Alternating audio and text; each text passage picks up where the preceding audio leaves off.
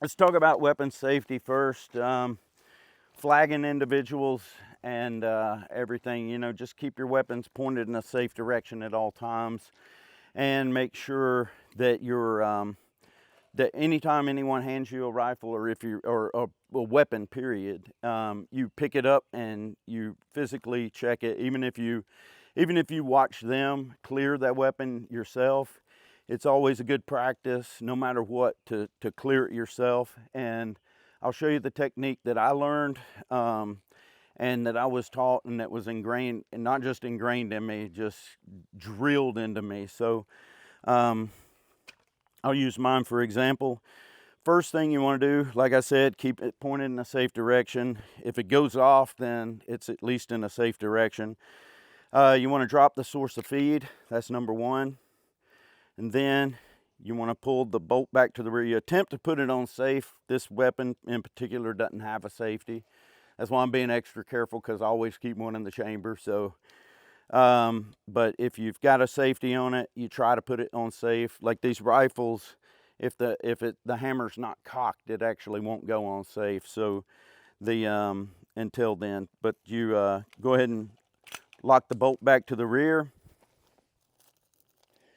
And what you're checking is, you do a 3-point check here. You look down the chamber, and a lot of times, especially after you've been shooting a lot during the day and it's really dirty, then it's hard to see. And you want to really look good down that chamber. You want to look down the magazine well and the face of the bolt right here. So that's your 1, 2, 3. And once you got that, you let the slide go forward, pick up a good sight picture, and squeeze the trigger. Now this gun is safe. And what I'll do, like if I'm using it for a demonstration purposes, is I'll say, go ahead and check that. There you go. You got it. It's good. It's clear. Okay.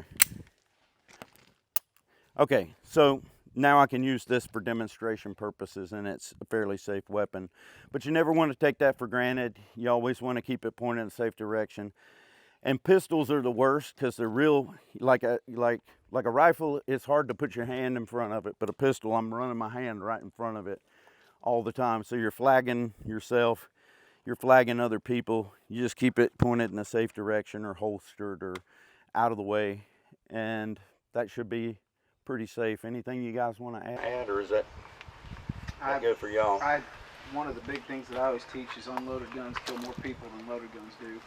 That's true. I worked at a gun store for a while, and we had a bucket on the counter that was rounds that came out of unloaded guns, because it happened all the time. Somebody would really? say, I need a holster for this, or this gun isn't working, and I'd say, is it unloaded? And they'd say, yeah. Rack the slide, and there goes the shell right out. So our local pawn shop has a hole through the ceiling from a 30-06. yeah. Oh, damn. Unloaded. Yeah. Oh, it's clear. Boom. And, you know, I've been an instructor for 12 years. I've been in the fire department for 10. I've seen a lot of people get shot with guns. More people get shot with guns that they think are unloaded than people that shoot themselves or shoot other people. And that's just right. The way that it is. So, at my house, I keep most of my guns loaded. More of a reason for me to assume all my guns are loaded. So anytime I pick one up, I check it. Like, I know every gun here, what position it's in, you know, what level of loadedness it is. But I'm still not going to be, you know, messing with them and playing with them, especially with my finger anywhere near the trigger, safety, or bolt release, or anything. So. Yeah, I think that's a good point, because like I keep all my guns loaded as well at the house, and if you keep them loaded, then you automatically know it's loaded, and you don't just assume it's not. And you need the other thing I will add to that is, if you live with anybody else, especially kids, my rule of thumb for kids is they don't go near guns. If you tell them not to go near guns, they're going to do it. So at least have some sort of safety around that. If you live with adults, make sure that they understand all the rules of firearm safety. Like my fiance, she doesn't shoot a whole lot, but she knows every rule there is. So that's how that works. And touching on, well, you kind of went over combat safety. So there's a difference between combat safety and range safety. Yeah. So it depends on which range you go to. Like I run this range as a hot range combat safe. So obviously nothing pointed towards everything. We've checked everything here on the table, you know, so if there's a video, all those are clear. But as far as pointing guns, you know, if you do have to take your gun out of your holster or your rifle, just make sure it's secure, and it's not pointed, you know, where it doesn't need to be pointed. So, you know, if you have anything that needs to be checked, you know, you can do it on the range, just make sure it's safe, or if you want to come back to the table, go ahead and do it, you know, that way as well. But, you know, I've always run this range as a combat safe, so just don't point it towards other people.